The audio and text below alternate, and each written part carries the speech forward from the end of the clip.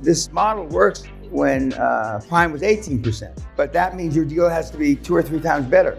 If interest rates go from 4 to 16, that means your deal roughly has to be 4 times better. That means cash flow has to cover debt service 4 more times, and most of your deals don't. You're fortunate to get 2 times debt service to cash flow, but in the home health, as I've mentioned, Josh is buying stuff at 1.5 to 2 times EBITDA, 1 to 2.5.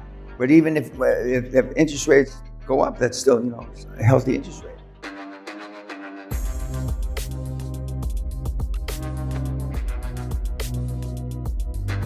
But I mean, all the onus is on you. You're either going to do it or you're not going to do it. And the longer you take to do it, the less the probabilities are that you're going to do it ever. Although we've had 13 and 12 years, both German.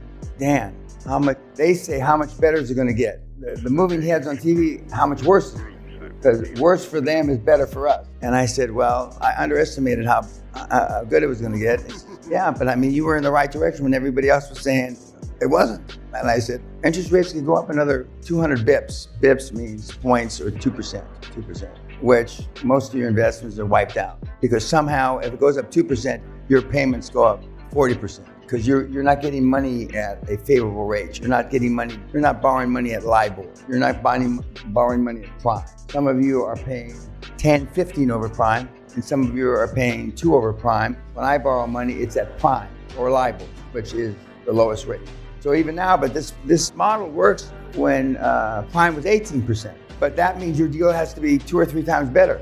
If interest rates go from 4 to 16, that means your deal roughly has to be 4 times better. That means cash flow has to cover debt service 4 more times, and most of your deals don't. You're fortunate to get 2 times debt service to cash flow. But in the home health, as I've mentioned, Josh is buying stuff at 1.5 to 2 times EBITDA, 1 to 2.5. But even if interest rates go up, that's still, a healthy interest rate. But get cash liquid as much as you can, and start putting things through the sales funnel that assume interest rates are at least going to double from here. Assume that in your thought process. You don't have to tell the fucking moron seller that, but assume that, because then you don't have to. And all the things, to the extent that you're going to use commercial lending, all the debt is fixed rates. No, none of this variable shit. And you'll be ready. I mean, I used to say I was born ready, but I mean, you as a group, the couple hundred kids that I train a year, more or less, are more ready for this kind of environment than anybody else.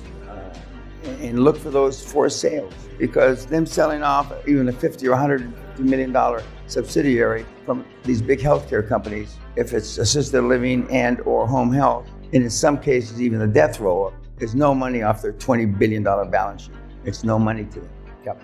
I don't know if I got screwed over with the bank, but she said that I had fixed rate, but it started to go up, and I looked into the papers, and prime rate goes up and my bill went up, but the fixed rate stayed fixed only for the bank. Is that common? No. Fixed rate. Your fixed rates should be what you borrow at, but you got to tell them. Banks only borrow money at fixed rates. They can pass those fixed rates on to you if you ask. If you don't ask, you don't get. If they borrow money at 4%, the variable rate is going to be 5.5 or 6% and going up. Never change what? No, it'll only change the term of the loan. If it's a 3-year loan, 5-year loan, or a 7-year loan, fixed rate never changes.